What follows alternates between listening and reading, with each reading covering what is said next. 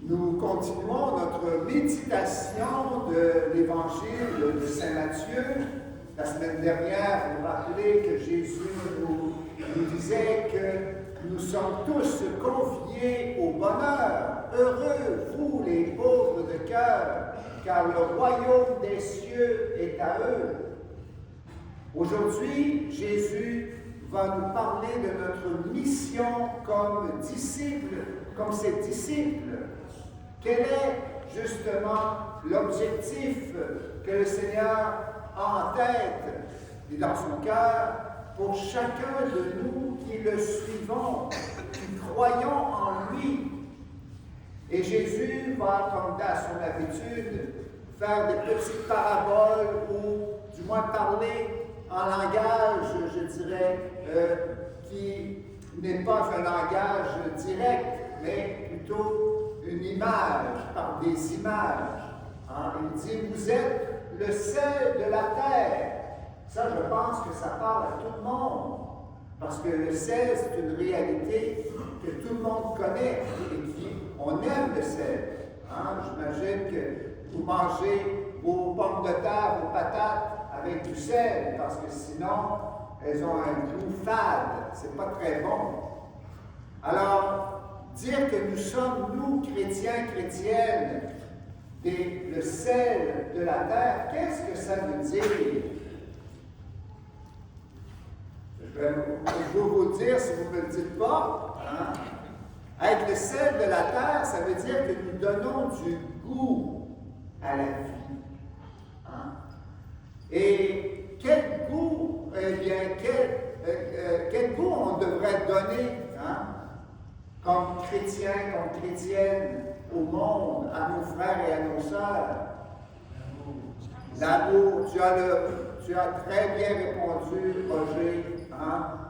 On doit donner le goût de Dieu, mais vu que Dieu est amour, eh bien, si nous croyons vraiment en Dieu, en Jésus-Christ, nous devrions donner le goût de l'amour. L'amour, c'est ce qui donne sens à notre vie. Et quand on ne voit pas les signes de l'amour de Dieu ou l'amour de nos frères et sœurs autour de nous, eh bien là, notre vie est un non-sens. Il n'y a pas de sens. Notre vie n'a pas de but dans la vie, parce que nous sommes faits pour l'amour. Nous sommes faits pour aimer et être aimés. Et alors, bien, le chrétien, c'est celui qui met de l'amour dans les cœurs. À chaque rencontre que je fais avec mes frères et mes sœurs, j'essaie de donner un petit plus d'amour, par un sourire, par un bon mot, un encouragement, un partage aussi de mes capacités, de mes dons que j'ai. Parce que c'est tellement important. Les gens qui n'ont pas l'amour, qui ne voient pas l'amour et qui ne le vivent pas, eh bien, leur vie n'a pas de sens et alors elle n'a plus de valeur. Voilà pourquoi il y a tellement de suicides dans notre monde. On vient de terminer hier la semaine de prévention du suicide au Québec, je pense. Vous savez qu'au Québec, j'ai été voir les statistiques, il y a plus de 1200 suicides par année. C'est quelque chose. 3 suicides par jour. Et ça, c'est sans compter toute l'aide médicale à mourir qui devient de plus en plus populaire. Et c'est dans le fond un suicide assisté. On change les mots, mais c'est ça la réalité. Alors, voilà l'importance de notre mission, frères et sœurs. Dans le fond, quand quelqu'un demande l'aide médicale à mourir, il demande de l'amour, parce qu'il n'en voit pas dans sa vie, parce qu'il est malade, il est faible, il est à l'hôpital, il n'y a plus de sens à sa vie, parce qu'il n'y a personne qui va le voir, il n'y a personne qui va l'aider.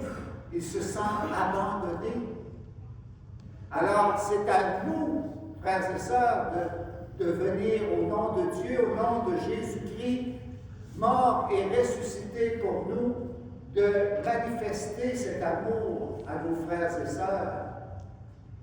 Vous savez, dans le temps de Jésus, il y avait un autre usage au sel qui était aussi important. C'est pour chauffer les fours pour pouvoir faire qu'ils cuisent le pain, par exemple. Eh bien, on mélangeait le sel de mer avec des excréments d'animaux et ça faisait un combustible. Et le sel, c'était le catalyseur qui accélérait justement l'inflammation. Il rendait la chose inflammable. Alors, c'est cette flamme de l'amour que le sel permet là, de chauffer nos cœurs, chauffer nos vies. Et Jésus nous dit, vous êtes la lumière du monde. Alors, nous sommes la lumière du monde. Ce n'est pas nous la lumière, vraiment. Nous reflétons la lumière du Christ. Parce que Jésus a dit, je suis la lumière du monde. Et alors, bien, pour que nous puissions être lumière, il faut que nous fixions notre regard dans la prière, dans la foi, sur Jésus, la lumière du monde. Et la lumière, vous savez, c'est aussi vital que le sel. Pourquoi? Bien parce que, ou l'amour. Parce que le sel, la lumière, c'est ce qui nous permet de ne pas être aveugle. Imaginez-vous, ici, là, il n'y a pas de soleil, il n'y a pas de lumière, il n'y a absolument aucune lumière. On est en pleine nuit, là, à minuit. Je vous dis, là, qu'on ne voit absolument rien. On ne voit même pas nos doigts, là, à 6 pouces. Pourquoi? Bien parce que c'est la lumière qui nous permet de voir les choses, les personnes autour de nous. Et alors, cette lumière-là, bien, elle nous permet de découvrir le chemin, la vérité et la vie qu'est Jésus. C'est la lumière encore que Jésus nous donne pour pouvoir connaître le chemin et devenir libre pour accepter justement la guidance du Seigneur pour qu'il nous conduise sur le chemin du bonheur éternel. Alors, on va demander au Seigneur, sans lui, nous ne pouvons rien faire. Mais avec lui, on peut faire des choses extraordinaires. Et c'est justement celle d'être celle de la terre et lumière du monde, parce que notre monde en a tellement besoin pour qu'il puisse ne pas sombrer dans la mort, dans le désespoir, mais qu'il puisse justement s'acheminer dans la vie éternelle. Amen. Amen.